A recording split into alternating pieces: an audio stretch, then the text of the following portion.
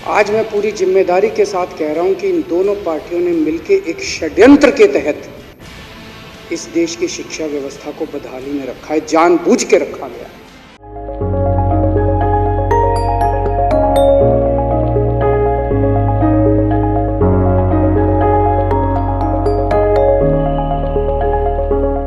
अभी थोड़े दिन पहले मैंने सोशल मीडिया के ऊपर एक वीडियो देखा। उसमें उत्तर प्रदेश के मुख्यमंत्री माननीय श्री योगी आदित्यनाथ जी एक स्कूल का निरीक्षण करने गए हुए थे। वो बिल्कुल मनीष सिसोदिया स्टाइल के अंदर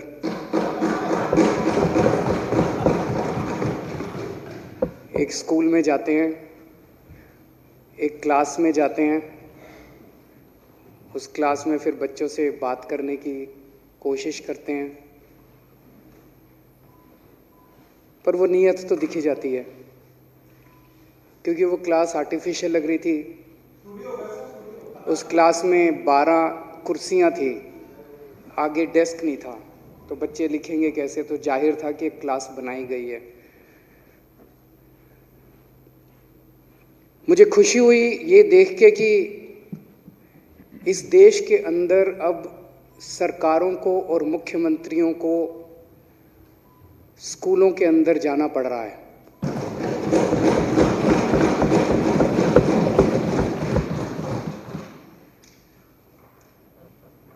इसकी एक भूमिका है कि वो क्यों गए थे। उसके कुछ दिन पहले उनके कुछ अहंकारी मंत्रियों ने, उनके उप मुख्यमंत्री ने चैलेंज किया कि मनीष सिसोदिया जी उत्तर प्रदेश में आए, हमसे वाद विवाद करें, डिबेट करें शिक्षा के ऊपर। हम उनसे डिबेट करने को तैयार हैं, हम उनको अपने अच्छे स्कूल दिखाएंगे। उन्हें लगा कि इनको चुनौती देते हैं, ये आना तो है नहीं इन्होंने। उनको क्या पता था ये पहुंच गए वहाँ। तो ये लखनऊ पहुंच गए, बोले आ जाओ। वो मैदान छोड़ के भाग गए। ना तो वो डिबेट में आए, ये पूरा दिन बेचारे बैठे रहे वहाँ पे, इनका इंतजार करते रहे। वो ना तो डिबेट के लिए आए, ना उनको स्कूल दिखाने आए। तो फिर जब कोई नहीं आया तो ये बोले चलो मैं ही दिखाता हूँ, जब इतनी दूर आया हूँ, दिल्ली से हवाई जहाज का खर्चा करके लखनऊ आया हूँ। तो ये वहाँ पे स्कूल देखने पहुँच गए, तो इनको पुलिस ने गिरफ्तार कर लिया। बताओ भाई, ऐसा क्या करने जा रहे थे? स्कूल देख लेने देते? चलो खराब थे स्कूल, कोई बात नहीं, देख लेने देते। दिल्ली के उप मुख्यमंत्री को उत्तर प्रदेश के पुलिस कमिश्नर ने रास्ते में रोक लिया, सारी पुलिस ने, इनको स्कूल नहीं देखने दिया। तो उसके बाद बहुत थू-थू हुई उत्तर प्रदेश सरकार की।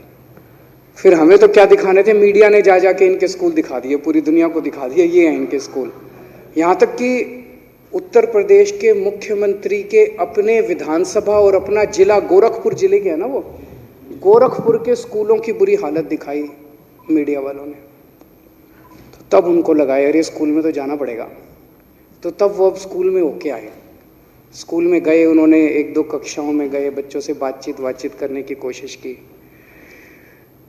अध्यक्ष महोदय, पिछले 5 साल के 6 साल के अंदर दिल्ली में शिक्षा के क्षेत्र में जो काम हुआ है उसको एक क्रांति के रूप में देखा जा रहा है। अब गरीबों के बच्चों को भी अच्छी शिक्षा मिल रही है। गरीबों के बच्चे फर्राटे की अंग्रेजी बोल रहे हैं। गरीबों के बच्चे इंजीनियर बन रहे हैं, डॉक्टर बन रहे हैं। सरकारी स्कूलों के 98% नतीजे आ रहे हैं। सरकारी स्कूलों की शानदार बिल्डिंग बन रही हैं, स्विमिंग पूल बन रहे हैं। अब हमारे सरकारी स्कूलों के बच्चे अमीरों के बच्चों के साथ कंधे से कंधा मिला के आ रहे हैं। तो एक मन में प्रश्न उठना वाजिब है। पिछले 70 साल में इस देश के ऊपर 2 पार्टियों ने राज करा। जो काम दिल्ली में 5 साल में हो गया वो 70 साल में क्यों नहीं हुआ? 70 साल के अंदर इन दोनों पार्टियों ने मिलकर शिक्षा व्यवस्था को ठीक क्यों नहीं किया? आज मैं पूरी जिम्मेदारी के साथ कह रहा हूं कि इन दोनों पार्टियों ने मिलकर एक षड्यंत्र के तहत इस देश की शिक्षा व्यवस्था को बदहाली में रखा है, जानबूझ के रखा गया है।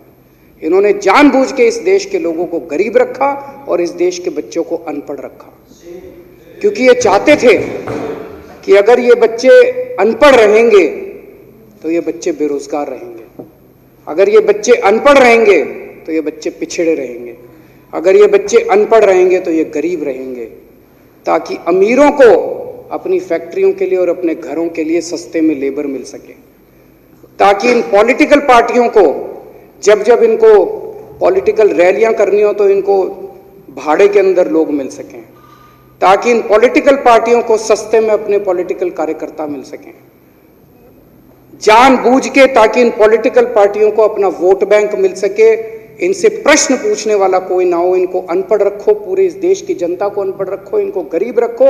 जानबूझ के इस देश के लोगों को गरीब रखा गया, एक षड्यंत्र के तहत रखा गया, और ये पिछले 6 साल ने साबित कर दिया।